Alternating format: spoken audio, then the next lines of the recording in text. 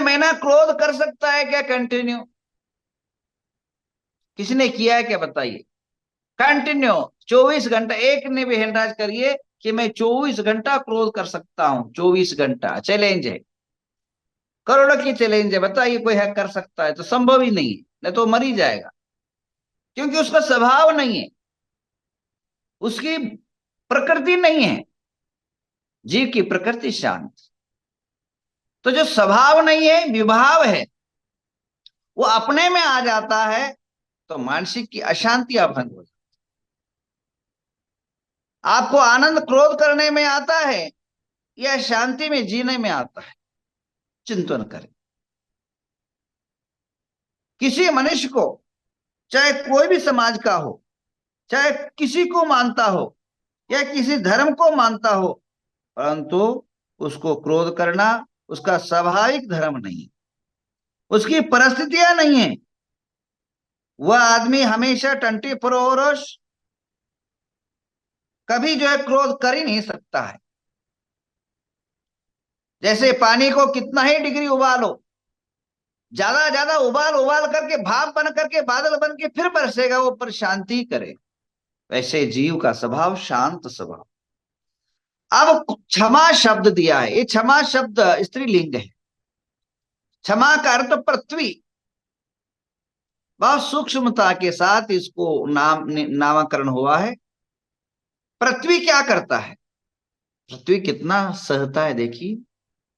पृथ्वी के ऊपर खुदाई की जाती है, पृथ्वी के ब्लास्ट किया जाता है, पृथ्वी के ऊपर जो है अनेकों प्रकार के कूड़ा कचरा गटर सब जो है उसके अंदर आरोपित किया जाता है। कूड़े को फेंका जाता है, गटर को बहाया जाता है, और इसके प्रकार पृथ्वी को जो है बड़े बड़े बिल्डिंग उसके ऊपर खड़े किए जाते हैं, इमारतें खड़ी की जाती है। कोई नाचता है, कोई जो है इसको फेंकता है, कोई थूकता है।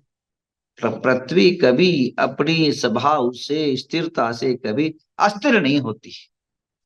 अगर केवल 5 मिनट अगर पृथ्वी अपने स्वभाव को छोड़ दे तो पूरा संसार समाप्त हो जाए। अगर आप ये अभी सभी 10 लक्षण धर्म आदि कर रहे हैं और अचानक भूकंप आ जाए, एक 10 मिनट के लिए भूकंप आ जाए, भारत भारत न रहेगा, विश्व विश्व नहीं रहेगा। तो उससे क्या होगा? अनेकों पृथ्वी स्थिरता के कारण सारे हम लोग बचे हुए हैं। तो क्यों? पृथ्वी का स्थिर का कारक है, इसलिए उसी स्वभाव का नाम हमने क्षमा को दिया है। अगर आप क्रोध करते हैं, आप अगर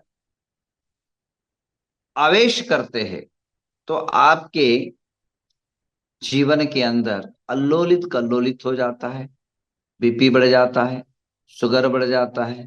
परसों मैं एक डॉक्टरों के सम्मेलन में एक अपनी भाषण करने गया था। कम से कम 200 डॉक्टर थे, ऑनलाइन मीटिंग थी।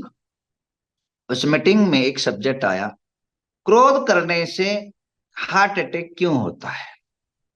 बहुत सोचने की बात है। क्रोध वाले जो भी क्रोधी है वो थोड़ा बचे इससे। क्रोध आने के बाद जो आपकी जो नली होती है, हार्ट के अंदर जो नलियां होती है, क्रोध करने के बाद रक्त का जो सर्कुलेशन है, ब्लड का सर्कुलेशन है, जो फास्ट हो जाता है। बहुत फास्ट से वेग गति से जो है रक्त का स्राव शुरू हो जाता है। और अचानक रक्त के स्राव के होने के कारण जो कहीं कहीं छोटे छोटे से कहीं ब्लॉकेज है, उस ब्लॉकेज को जोर से पानी का धक्का, रक्त का धक्का लगने से वह वहां से टूट करके हार्ट के जो पाइप है वहां जाकर के अटक सकता है, और वो उसी टाइम अटक गया तो हार्ट अटैक तुरंत आ सकता है। तो हार्ट अटैक क्रोध के कारण आने का आपको पता नहीं अंदर क्या है, कहाँ नली के अंदर कहाँ गांठ है, कहाँ किसी प्रकार की समस्या है, परंतु आप समस्या में घिर सकते हैं अगर क्रोध करेंगे तो। और एक बात, क्रोध आता क्यों है? मेरे कारण से 4 प्रकार कारण से क्रोध आता है, मेरी वैयक्तिक विचारधारा है। एक तो क्या है, पित्त प्रकृति होने से। आयुर्वेदिक शास्त्र कहता है जिनके प्रकृति पित्त है वो क्रोधी होते हैं। पित्त प्रकृति वाला, जिनको एसिडिटी ज्यादा होती है उनको क्रोध भी ज्यादा होता है। एसिडिटी क्रोध का कारक माना है। जो एसिडिटी शरीर की स्वभाव होने के कारण उसके अंदर एसिडिटी खुद ही तेज होता है। एसिडिटी जो है तेजाब की तरह एक भभकता हुआ, आग उगलता हुआ द्रव्य होता है। तो जो है उसका जो आप देखते हैं, जब भी एसिडिटी होता है तो माइंड, दिमाग दुखना लग जाता है, दिमाग पकड़ लेता है। उसका कारण है कि उससे हमेशा धुआं निकलता है, पीला रंग का होता है पित्त। तो पित्त दिमाग को अटैक करता है, और दिमाग अटैक होने के बाद असंतुलित होता है, और उसे चिड़चिड़ापन, अशांतिपन शुरू होता है। तो आप लोग सबसे पहले अपने स्वभाव में आने के लिए, जिनके भी क्रोध का स्वभाव है, पित्त को शमन करें। पित्त को शमन करने वाले जो पदार्थ है, जो वस्तु है, उसका सेवन करें। पित्त का सबसे बड़ा शमन करने का कोई द्रव्य है, वस्तु है, वह है, इजी तरीका है, सरल प्रकृति का है, पपीता। सुबह उठ करके छोटा सा एक पेड़ा होता है, पेड़ा, आप लोग जो दूध से उबाल करके जो पेड़ा बनाते हैं, आधा पेड़ा खाइए और उसके ऊपर पपीता खाइए। देखिए आपकी पित्त तुरंत शांत हो जाएगा, और दिन भर आप विश्रांत को पांकोगे, और क्रोध, चिड़चिड़ापन, अशांति भी दूर रहेगी। एक बात। दूसरा, पित्त का कारक, क्रोध का कारक सांसारिक माहौल है, घर का माहौल है। घर में क्या होता है, एक दूसरे की अनबनी, एक दूसरे की विचारधारा का समतलता न होना, एक दूसरे के अंदर असमंजसता होना, एक दूसरे को जो है समझने की कोशिश न होना, एक दूसरे भावनाओं को न कोशिश करना समझने की, ये जो है असमाधान का या क्रोध का कारण बनता है। घर में एक चिड़ा, तो उसने किसी को बोला, वो फिर वो उबलेगा, वो बोलेगा।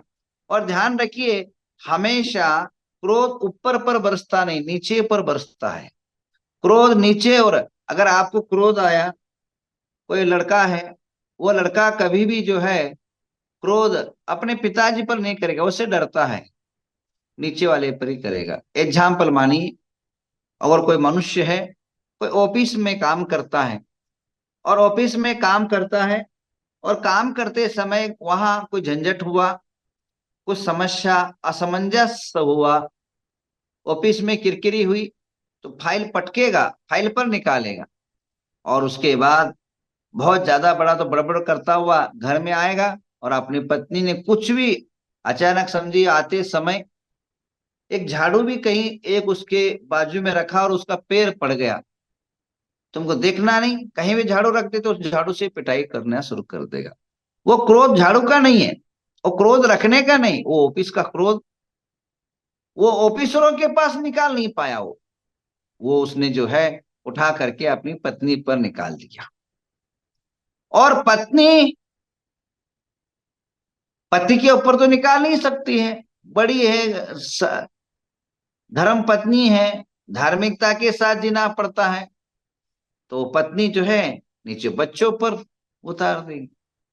बच्चा मां पर नहीं निकाल सकता है, वह अपने नौकरों पर उतार देगी, और नौकर जो है मालिक के बच्चों पर तो नहीं उतार सकते हैं, वो उठा देगा, वो कपड़ों पर उतार देगी।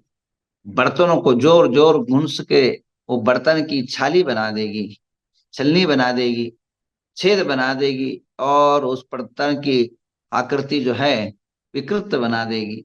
तो कहने का तात्पर्य, ऑफिस का गुस्सा पत्नी पर, पत्नी ने गुस्सा बच्चों पर, बच्चों का गुस्सा नौकरों पर, नौकर का गुस्सा बर्तनों और कपड़ों पर उतर जाएगा। तो हमेशा ये जो है ऐसा अ, नीचे आता है। तो जो परिवार का माहौल है, अगर ऑफिस में अगर कोई अनबनी हो जाती है, थोड़ा सा आप अपने स्वभाव को बदलें, और वह गुस्सा घर में न निकालें। और घर वाले भी समझे, अगर बहुत ज्यादा किरकिर हो रहा है तो वहां से टल जाए, उस समय को टले। कभी कभी ऐसा घटनाएं घट जाती है।